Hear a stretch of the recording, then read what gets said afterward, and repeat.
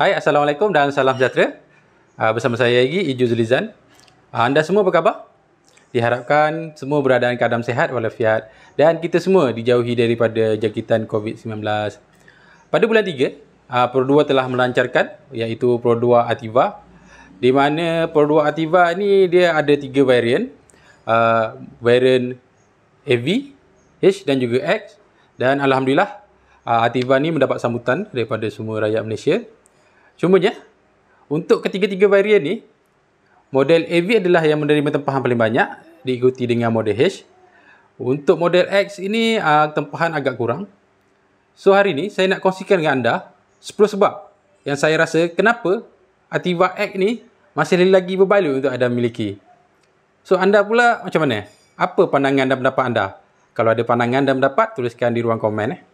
So, jom saya kongsikan dengan anda 10 sebab kerana Ativa ini masih lagi baloi untuk anda miliki. Jom kita tengok.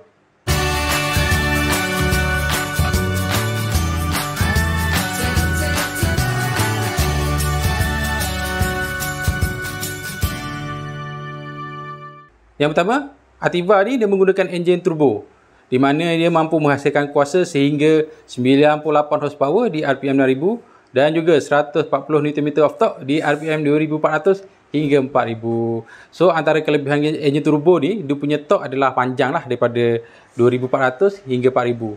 So, kalau kita guna kegunaan biasa kita akan guna range 2000 hingga 4000 adalah kegunaan biasalah kita guna kereta tu.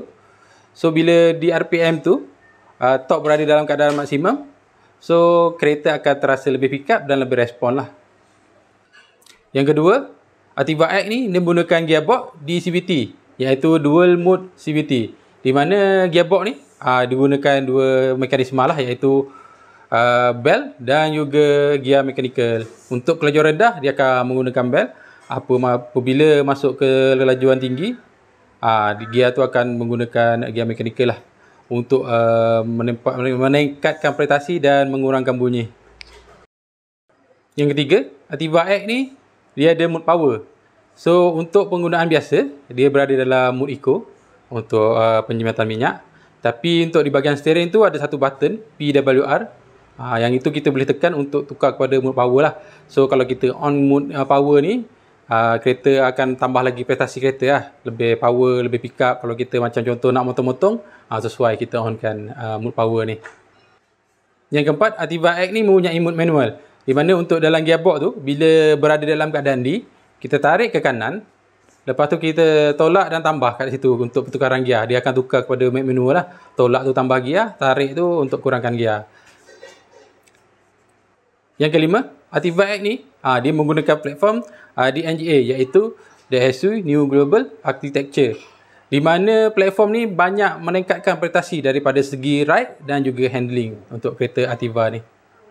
Yang keenam, Ativa X ni mempunyai ASA, iaitu Advanced Safety Assist, di mana ASA ni dia ada 4 mode, iaitu Pre-Collision Warning, Pre-Collision Braking, Pedal Miss Operation Control dan juga Front Departure Alert.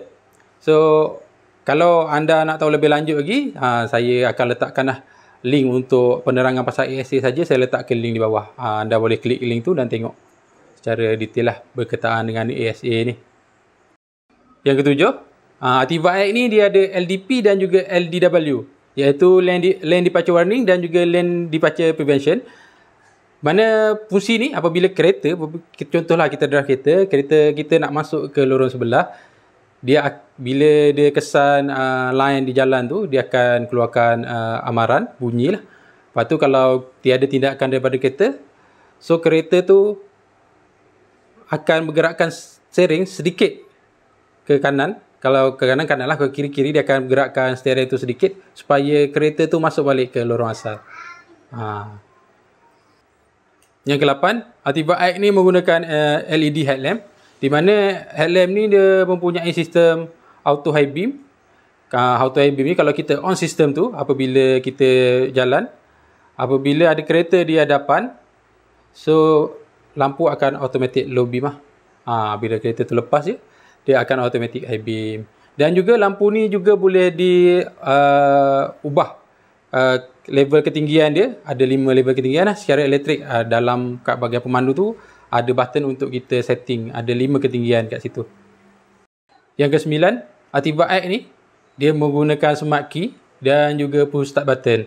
Kemudian untuk sensor di bahagian pintu tu dia gunakan sensor lah, bukan lagi button. Yang ke-10, Ativa X ni dia punya spare tire dia sport rim Sport rim sama saiz dengan yang asal.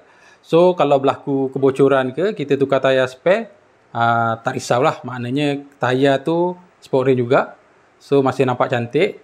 Dan juga kereta boleh jalan macam biasalah. Sebab kalau yang pakai tayar kecil tu, contohlah kalau kena atas highway kan, kalau dah pakai tayar kecil tu, risau lah kita nak buat laju. So yang ini sama saiz, so tak ada masalah. Boleh je bawa macam biasa. So macam mana? Anda rasa produk Ativa X ni masih berbaloi tak untuk anda miliki? Saya dah kongsikan dengan anda 10 sebab yang saya rasa kenapa ia berbaloi untuk dimiliki.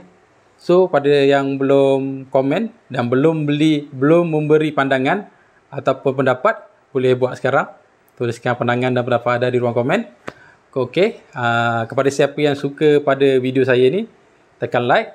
Dan jika ianya bermanfaat, tekan subscribe. Nampak logo saya tepi tu?